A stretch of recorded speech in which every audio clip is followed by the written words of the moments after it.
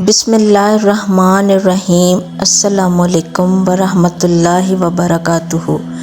خلیفہ بنتے ہی پہلے ہی دن جو سب سے اہم اور بڑا مسئلہ امیر المؤمنین حضرت عثمان غنی رضی اللہ تعالیٰ عنہ کے سامنے پیش ہوا، وہ خلیفہ ثانی امیر المؤمنین حضرت عمر فاروق رضی اللہ تعالیٰ عنہ کے بیٹے عبید اللہ ابن عمر کا مقدمہ تھا، جنہوں نے پہلے ہرمزان، پھر جفینہ اور اس کے بعد ابو لؤلؤ کی بیٹی کو قتل کر دیا تھا۔ دراصل یہ تہر قتل کا مقدمہ تھا، جو کہ مسلمانوں کے لیے بڑی سخت آزمائش تھا۔ ان تینوں کے قتل کا واقعہ کچھ یوں ہے کہ جب ابو لؤلؤ ملعون نے حضرت عمر فاروق رضی اللہ تعالیٰ عنہ کو خنجر کے وار کر کے شدید زخمی کر دیا اور پکڑے جانے کے خوف سے خود اپنی جان بھی اسی خنجر سے لے لی، تو حضرت عمر فاروق رضی اللہ تعالیٰ عنہ کو زخمی حالت میں ایک مکان میں منتقل کر دیا گیا، جہاں آپ زخموں کی تاب نہ لاتے ہوئے تیسرے دن اپنے مالک حقیقی سے جا ملے۔ اس دوران کچھ لوگوں نے بیان کیا کہ کچھ دن پہلے انہوں نے ابو لؤلؤ، ہرمزان جو کہ مسلمان تھا اور جفینہ جو کہ عیسائی تھا کو ایک جگہ بیٹھے گفتگو کرتے دیکھا تھا۔ جب وہ ان کے پاس پہنچے تو سب کھڑے ہو گئے اور خنجر ان کے ہاتھ سے گر گیا۔ یہ وہی خنجر تھا جس سے ابو لؤلؤ نے حضرت عمر فاروق رضی اللہ تعالیٰ عنہ پر حملہ کیا تھا۔ یہ بات جب عبید اللہ ابن عمر بن خطاب نے سنی تو اپنے والد حضرت عمر رضی اللہ تعالیٰ عنہ کے انتقال کے بعد ننگی تلوار لیے ہوئے نکلے اور ہرمزان تک پہنچ کر اسے قتل کر دیا۔ اس کے بعد وہ جفینہ کے پاس پہنچے اور اسے بھی قتل کر کے اس کی پیشانی پر تلوار کی نوک سے صلیب کا نشان بنا دیا۔ اس کے بعد آپ ابو لؤلؤ کے گھر پہنچے اور اس کی بیٹی کو بھی قتل کر ڈالا۔ یہ خبر پورے مدینہ میں آگ کی طرح پھیل گئی۔ حضرت صہیب رضی اللہ تعالیٰ عنہ جو کہ اس وقت نماز پڑھانے پر مامور کیے گئے تھے، آپ نے فوراً مداخلت کی اور لوگوں کو بھیجا تاکہ عبید اللہ ابن عمر بن خطاب کو مسلمانوں کے قتل سے روکا جا سکے۔ چنانچہ حضرت سعد بن ابی وقاص رضی اللہ تعالیٰ عنہ وہاں پہنچے اور ان سے تلوار چھین لی اور انہیں قید کر لیا گیا تاکہ انہیں خلیفہ وقت کے سامنے پیش کیا جا سکے کہ وہی ان کے بارے میں کوئی فیصلہ کریں گے۔ دوسری طرف امیر المؤمنین حضرت عثمان غنی رضی اللہ تعالیٰ عنہ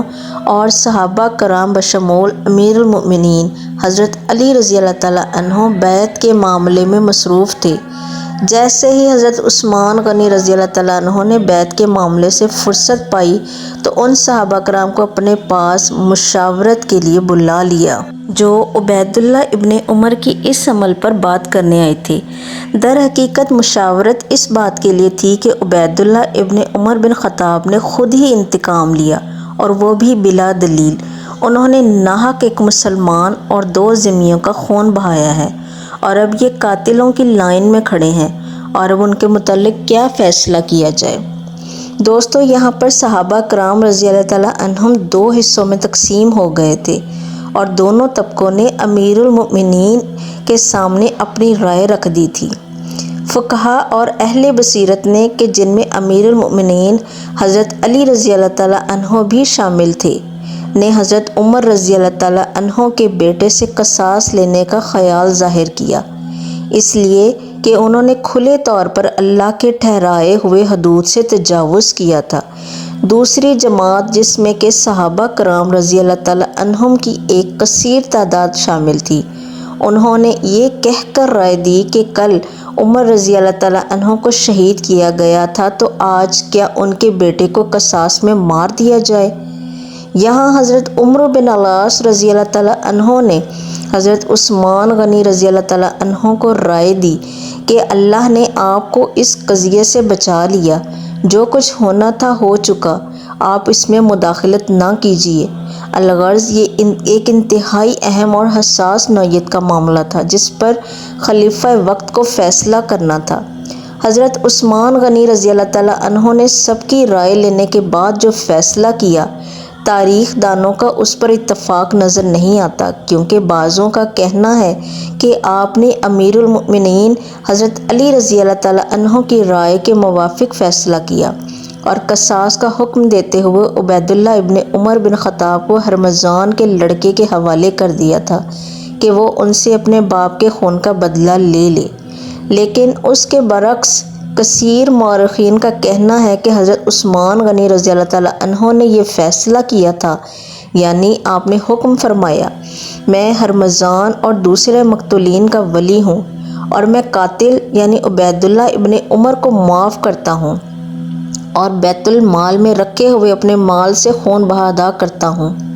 محققین کہتے ہیں کہ حضرت عثمان غنی رضی اللہ تعالیٰ عنہ کی طبیعت کے پیش نظر یہی خیال ان کی سیرت سے میل کھاتا ہے،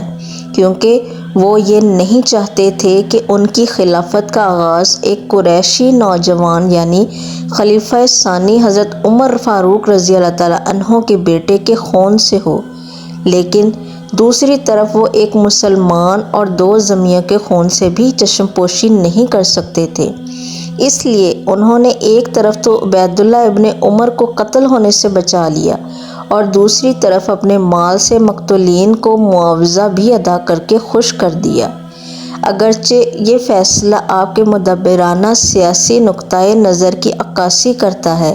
کیونکہ آپ کے اس فیصلے کی وجہ سے نہ صرف خاندان فاروق اعظم بلکہ قبیلہ فاروق اعظم بنو عدی کی دلی تسلی ہوئی، بلکہ وہ خلیفہ وقت کے ساتھ بھی جڑے رہے۔ مگر مسلمانوں کی ایک جماعت حضرت عثمان غنی رضی اللہ تعالیٰ عنہ کے اس فیصلے سے ناخوش تھی، اور اسی جماعت میں امیر المؤمنین حضرت علی رضی اللہ تعالیٰ عنہ بھی تھے۔ یہ بھی کہا جاتا ہے کہ اگر حضرت علی رضی اللہ تعالیٰ عنہ عبیداللہ ابن عمر کو اپنے زمانہ خلافت میں پا لیتے تو یقیناً ان پر قصاص کی حد جاری فرما دیتے۔ اب چونکہ حضرت عثمان غنی رضی اللہ تعالیٰ عنہ خلیفہ وقت تھے اور مسلمانوں کے معاملات کے والی تھے، تو والی ہونے کی حیثیت سے آپ کو یہ حق حاصل تھا کہ آپ معاف فرما دیتے، جو آپ نے بخوبی کیا اور اپنے مال سے دیت ادا کر کے معاملہ رفع دفع کر دیا۔ بہرحال حضرت عثمان غنی رضی اللہ تعالیٰ عنہ نے خلافت کا استقبال جس سیاسی مسلک سے کیا، اس میں آپ کی تصویر ایک ایسے شخص کی تصویر نظر آتی ہے جو رحم دل اور نرم طبیعت کا ہے، صلح پسند ہے اور دلوں میں بیٹھے ہوئے دشمنی کے جذبات سے بچنا چاہتا ہے، خصوصاً رنجش کے وہ جذبات جو ممتاز مہاجرین اور ان کی اولاد کے دلوں میں پنہاں تھے۔ اس سیاست کا لازمی نتیجہ یہ ہونا تھا کہ کچھ لوگ خوش اور کچھ ناراض ہوں۔ یہی وجہ تھی کہ حضرت عثمان رضی اللہ تعالیٰ عنہ کی خلافت کا آغاز ایک ایسے ماحول میں ہوا جو شکوک اور اختلافات سے گھرا ہوا تھا۔ اگر حضرت عثمان غنی رضی اللہ تعالیٰ عنہ کی جگہ حضرت عمر رضی اللہ تعالیٰ عنہ ہوتے اور ان کے سامنے کسی نوجوان قریشی کا مقدمہ پیش ہوتا تو وہ پھر کیسے ہی خاندان کا فرد اور کیسے ہی باپ کا بیٹا کیوں نہ ہوتا، وہ ایک پختہ کار کی طرح اپنے فرض انجام دیتے۔ دوستو، حضرت عثمان غنی رضی اللہ تعالیٰ عنہ نے جس طریقے سے اپنے دور خلافت کے آغاز میں پیش کیے گئے پہلے مقدمے کا فیصلہ کیا، اس میں نرمی اور نرم دلی کے نقوش ابھرے ہوئے نظر آتے ہیں۔ جزاک اللہ۔